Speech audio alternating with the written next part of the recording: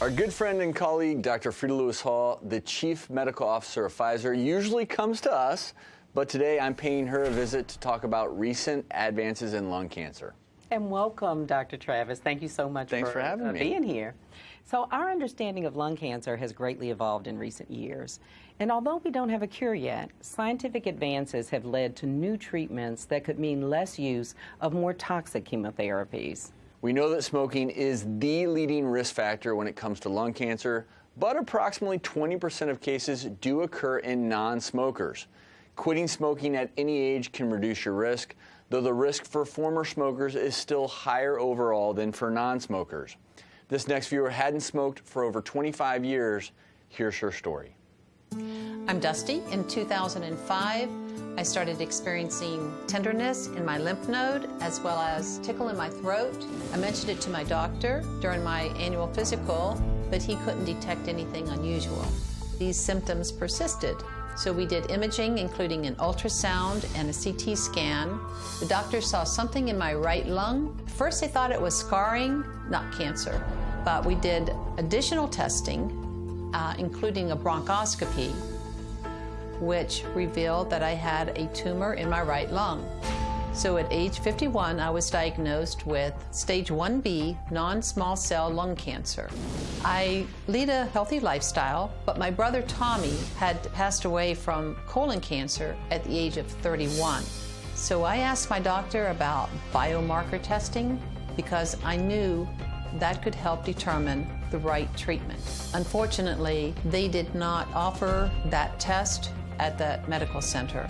So my treatment included surgery. I had 2 lobes removed from my right lung, followed by chemotherapy, and I am very grateful to say that I have been cancer-free now for 13 years. I'm so glad that Dusty's story had a positive outcome. She mentioned biomarker testing, but first let's cover some lung cancer basics. Lung cancer is generally divided into 2 types. Dusty had non-small cell lung cancer, which accounts for about 85% of all lung cancer cases. There's also small cell lung cancer. We see this in about 15% of lung cancer cases. It can be very aggressive, it grows quickly and often spreads or metastasizes to the liver, brain, bones, or the adrenal glands by the time it is diagnosed. Lung cancer can occur when cells in the lung mutate or change. Typically, changes in lung cells can happen when people breathe in tobacco smoke, air pollution, asbestos, or certain other metals or chemicals. Unfortunately, lung cancer symptoms sometimes don't appear until the disease is at an advanced stage. There can be persistent coughing, pain in the chest, shoulder, or back, blood in your sputum, shortness of breath, changes in your voice, or recurring lung infections.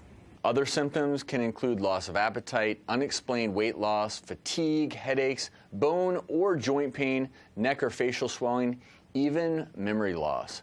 A family history of cancer may also put you at a higher risk of contracting lung cancer. Now, the American Cancer Society recommends annual screenings for lung cancer if you are a current or former smoker and 55 to 74 years old and have a smoking history of at least 30 pack years. If you've been diagnosed with lung cancer, talk to your doctor about biomarker testing, which may involve testing blood, urine, or other bodily fluids or tissues for cancer and its progression.